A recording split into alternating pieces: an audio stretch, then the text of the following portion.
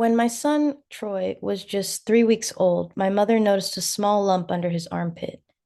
At first, we were reassured by the doctors, who suggested it was benign and would likely go away on its own. However, as time passed, the lump grew larger and firmer. After consulting with doctors again, they remained optimistic, assuring us that the lump was encapsulated and not attached to his muscle, so it would likely resolve without intervention. But the lump continued to grow until it reached the size of a golf ball. At 6 months old, Troy developed a fever of 103. Alarmed, we rushed him to the hospital. After hearing our concerns about the lump, the doctors decided to conduct tests. They scheduled a surgery to remove it, even though they couldn't definitively say what it was. The lump was removed. It was sent to Harvard for pathology report, but the results came back startling. It said, "This is a highly cellular, cytologically malignant neoplasm," indicating it was a rare and aggressive form of cancer. The oncologist, accompanied by a social worker, came to deliver the news. They explained that the tumor was cancerous, and given its aggressive nature, they strongly recommended chemotherapy for 6 to 9 months. At that moment, the doctor's words felt like a heavy blow. But strangely, I began to feel a deep sense of calm, a certainty that didn't come from logic, but from something deeper within me. I knew beyond any doubt that chemotherapy was not the right path for my son. It was as if my body instinctively understood that if we followed that course, my son wouldn't survive. The feeling was a profound, visceral knowing that I could not explain or deny. During that time, I began to explore more spiritual and alternative healing practices, believing they might be instrumental in supporting my son's health and well-being. It was during this exploration that I was introduced to Claude Poncelet, author of The Shaman Within, who guided my son through a shamanic healing journey. In the midst of this session, Claude called on my son's spirit animal, which appeared to him as an owl. As the journey progressed, Claude reported seeing a blockage attached to my son's side where the lump had been. Through visualization and focused intention, Claude worked to clear this energetic obstruction. He removed the blockage, and with it, he imbued my son's body and spirit with healing energy. With the doctors threatening to report us to CPS for refusing chemotherapy for our 6-month-old, we decided to seek a second opinion. After consulting with UCSF's tumor panel, they were willing to wait until there was enough evidence to suggest the cancer might return.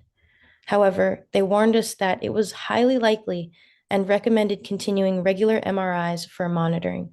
So every 3 months, we made the 2-hour drive from our home to San Francisco, leaving our infant son with doctors to undergo anesthesia and scans that lasted over an hour. We followed this routine for 4 years. Eventually, I reached a point where I couldn't bear to expose Troy to the risks associated with frequent use of anesthesia any longer. It was during this time that I spoke to a family friend, a microbiologist, who was horrified when she read the pathology report. She was astonished that the doctors had even suggested chemotherapy. According to her analysis, the tumor hadn't been cancerous at all. In fact, the pathology report had clearly indicated that the mass was made up of Troy's own cells that were proliferating, which is a common occurrence in newborns and completely benign. The lump wasn't cancer. The doctors had misinterpreted the findings. Had we followed their recommendations, they would have administered toxic chemotherapy for a condition that didn't exist. As I share this with you today, Troy is a healthy 10-year-old with no signs of the medical scare he once faced. This was a pivotal moment for me, confirming the intuitive feeling I'd had from the very beginning. It wasn't just a matter of being right. It was the confirmation that our bodies hold deep wisdom about what is needed for healing. In this video, I argue that shamanic journeying, a ritual practice for centuries, serves as a powerful tool to access non-local consciousness, providing insights and healing that transcend ordinary perception. Non-local states of consciousness refer to experiences where awareness seems to transcend the physical brain and body. In these states, our consciousness is not confined to sensory input or localized brain processes. Instead, it appears to access a deeper, more unified realm of existence, one that is not bound by space or time. David Boehm's theory of the implicate and explicate orders provides a helpful framework for understanding non-local consciousness. Boehm suggests that the implicate order is the world as we see and experience it, the observable and tangible. The implicate order, on the other hand, represents a deeper, hidden level of reality where everything is enfolded into a unified whole. Boehm's theory implies that consciousness is not just a product of sensory activity, but rather part of a larger, interconnected system that unfolds as we become aware of it. Boehm points to Karl Pribram's notion that memory is not localized in the brain, but rather distributed across the entire system of human experience. Similarly, Alfred North Whitehead's process philosophy suggests that all entities, from cells to organisms, are interconnected in a dynamic relational system.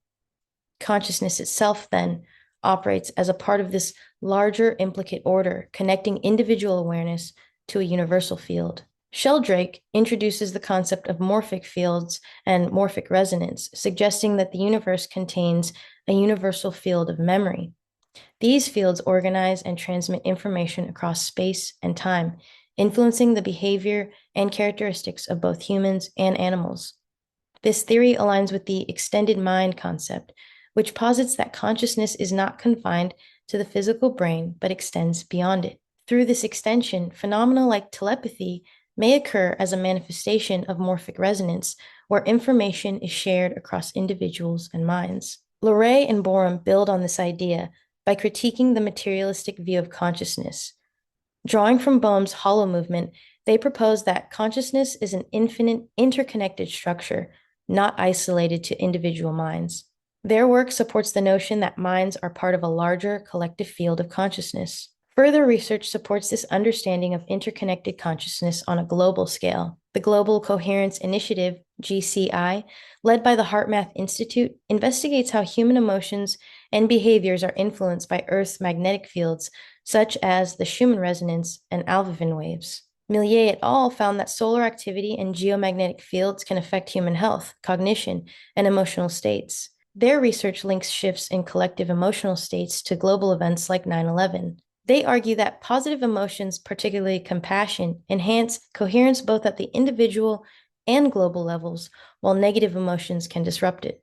The study suggests that individual emotional coherence contributes to a larger global coherence, indicating that cultivating positive emotional states can promote harmony not only within individuals, but across interconnected global systems. One of the most striking discoveries in the study of non-local consciousness is the phenomenon of remote viewing, where individuals access information about distant places or events without using their physical senses.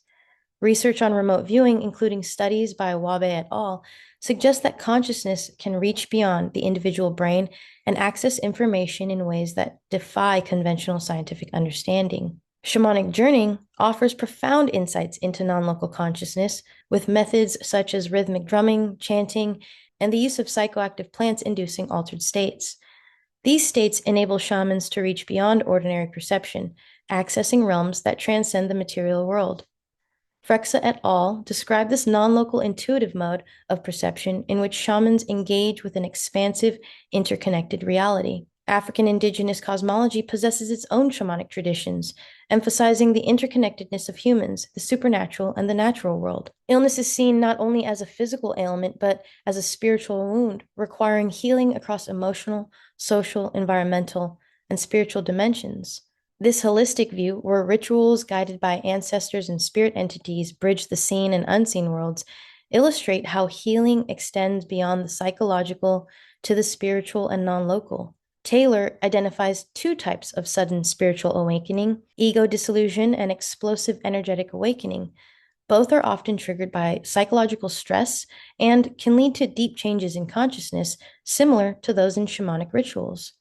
While these awakenings can be chaotic, they're often followed by positive outcomes such as a greater well-being and a sense of interconnectedness.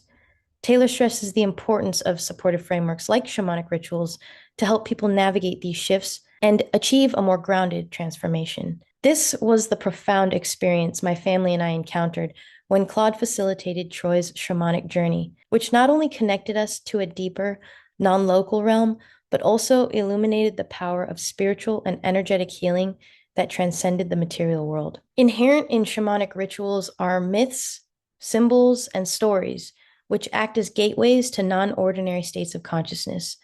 These archetypal narratives, which have been passed down through generations, connect us to universal patterns of experience that transcend the individual psyche. Carl Jung's concept of the collective unconscious is described as a common psychic substrate of a superpersonal nature present in every human being. The contents of this unconscious are archetypes, universal primordial images and patterns that existed since the dawn of human consciousness. Myths, as Jung notes, are not just cultural stories, but expressions of these deeper psychic archetypal processes. The hero's journey, for example, is an archetype found in myths across the world. It symbolizes a process of transformation, overcoming trials, facing death and rebirth, and emerging with newfound wisdom or enlightenment. In many indigenous rituals, this journey is reenacted symbolically through ritualized acts that help participants access deeper layers of reality.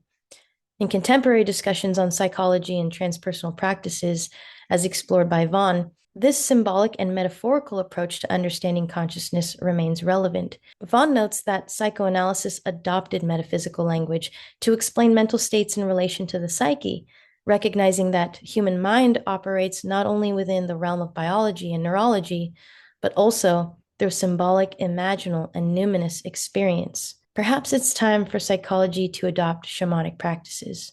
Practices like shamanic journeying are powerful tools for accessing non-local states of consciousness. They invite us to move beyond the limitations of ordinary perception and tap into the archetypal, interconnected web of information that underlies the human psyche.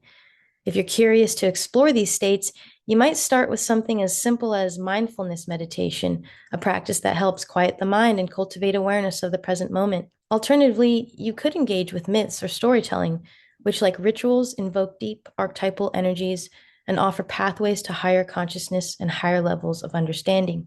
As we embrace these shamanic practices, we open the door to the transformative power of non-local awareness, where the boundaries between the individual and the universe dissolve and true healing can occur. Thank you.